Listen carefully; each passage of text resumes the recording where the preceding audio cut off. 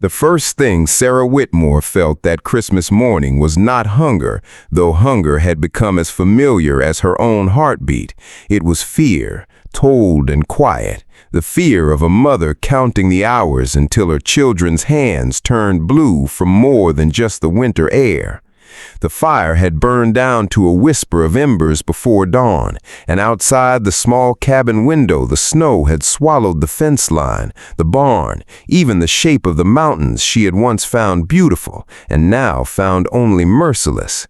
8-year-old Emily lay awake beside her brother, staring at the ceiling, doing the quiet arithmetic that no child should ever have to learn, calculating how long 3 pieces of stale bread could stretch between 2 hungry mouths if she pretended she wasn't one of them.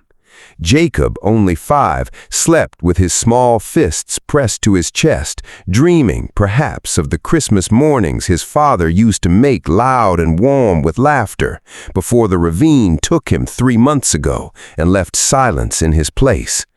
Sarah sat by the dying fire with the tin plate in her lap, and for one terrible moment she let herself imagine walking out into the white and simply not stopping, before she caught the thought and crushed it, because somewhere in that cabin 2 children still believed their mother could hold back the whole cruel world with her bare hands, and she intended to let them believe it a little while longer.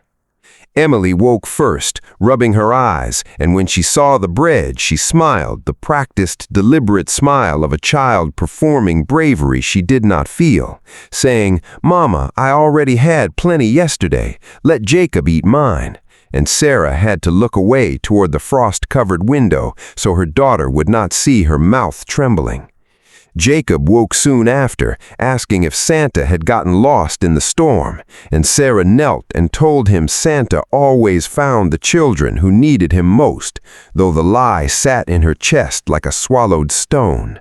She fed them both, keeping nothing for herself, watching Emily eat in small, careful bites, saving crumbs in her palm for later, and something in Sarah's heart cracked at the sight of her daughter's careful, grown-up hands.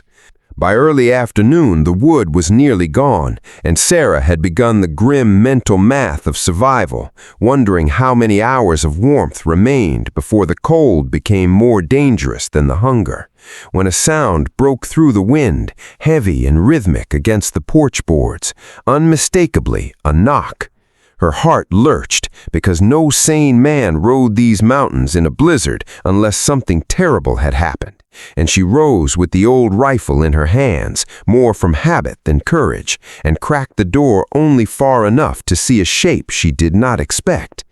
A man stood in the deepening snow, hat and shoulders coated white, his horse and a heavily loaded wagon steaming faintly behind him, and he did not ask for shelter. He simply said, in a voice rough as gravel but gentle at its edges, "Ma'am, forgive the intrusion. I saw your chimney smoke from the ridge, and it didn't sit right with me passing a family by on a day like this." Before Sarah could answer, Emily's small voice rose behind her, asking, "Mama, is that a turkey I smell?" And the stranger's face broke into the first real smile Sarah had seen aimed at her children in months. He gave his name as Ethan Carter, a drifter who had ridden these mountains the better part of the rest of his life. In the raw months that followed, Robert and Eleanor Whitfield, who had never once approved of their daughter's husband, offered Jack and the children a place in their estate, not out of love, Jack would later understand, but out of a quiet belief that proximity would eventually break him, that watching him struggle would prove what they had always suspected, that he could not give their grandchildren the life they deserved. Jack accepted only because grief had hollowed him out, because he was working double shifts at a security firm and drowning in a way no training had prepared him for, because he had promised Sarah in that kitchen, in her final breath, that their children would never once doubt they were loved. But life beneath the Whitfield roof came wrapped in small, constant cruelties, comments about his modest paycheck dropped casually over dinner, Comments about private schools and trust funds the children would never see, until the night 8-year-old Ethan overheard his grandmother telling a guest that his father was nothing but a broken soldier living off their charity. And the boy, in a flash of innocent fury Jack would later be quietly proud of, shouted at his grandmother to stop being cruel to his dad. Robert Whitfield told Jack afterward, in a tone colder than the storm that would come only weeks later, that respect went in both directions under his roof, and if Jack could not control his own son, perhaps he could not control anything at all. And so, on a night in early spring, with rain falling like judgment from a merciless sky, Jack Coleman found himself loading his children and his dog into a truck with $400 to his name and nowhere in the world to go. The weeks that followed tested him in ways war never had. They lived out of a budget motel off Route 9, thin walls, flickering light above the bathroom mirror, and Jack slept sitting upright in the room's only chair so that Ethan and Grace could share the bed, while Duke curled at the foot of the mattress every single night, alert even in sleep, as though some old instinct told him this family needed guarding now more than it ever had overseas. Jack worked every shift he could find, sometimes 2 jobs in a single day, coming home with his hands raw and his back aching. And more nights than he could count, he slid his own dinner quietly onto his children's plates when he thought they weren't watching, telling them he had already eaten at work, telling them the small, merciful lies fathers tell when truth is too heavy for young shoulders. Grace, only 6, carried everywhere a small stuffed rabbit that had belonged to her mother since girlhood, its ear worn thin from decades of small hands, and she would whisper to it at night the way other children whispered to imaginary friends, and Jack would watch her from across the dim room, his chest aching with a grief he could never release, because every time he looked at his daughter, he saw Sarah's same steady eyes staring back at him. Ethan, meanwhile, tried to be strong the way boys believe they must be, insisting he wasn't scared, insisting he could get a paper route to help with the bills, insisting the Duke would protect them no matter what. And one night, when the boy finally broke down and admitted in a whisper that he missed his room, missed his old bed, missed things being had put so much kindness and so much sorrow into the same man. And Ethan was quiet a long while before he spoke. He told her of Rebecca, his intended, and the child they had been expecting, and the fever that swept through their settlement one summer and took them both within the same terrible week, and how he had ridden west afterward with no destination because staying still meant remembering, and remembering meant feeling the whole loss again every single day. He told her he built a wall around that grief so high that he stopped believing love was a door that opened twice. And Sarah, her own voice unsteady, told him of Daniel, of the ravine, of the nights she lay awake wondering how she would carry 2 children through a world that had already taken the one person meant to carry it with her. Neither spoke for a long moment after, because some griefs are too large for words. And it was Ethan who finally said that perhaps God did not always answer prayers with miracles falling from the sky, but sometimes answered them by sending one broken person to stand beside another. And Sarah found, wiping her eyes, that she could not disagree. He spoke once or twice of moving on when the weather cleared, out of old habit more than desire. But each time, some small thing held him, a fence still needing repair, a calf due any day, a boy who asked him to stay just one more week, and one more week became a season neither of them wished to end. Then, deep in February, the second storm came, worse than the first, rolling down from the peaks with almost no warning, And it was in the chaos of securing the barn against it that no one noticed Jacob had slipped out after his favorite pony, wandered past the gate, and disappeared into the whiteout beyond the tree line.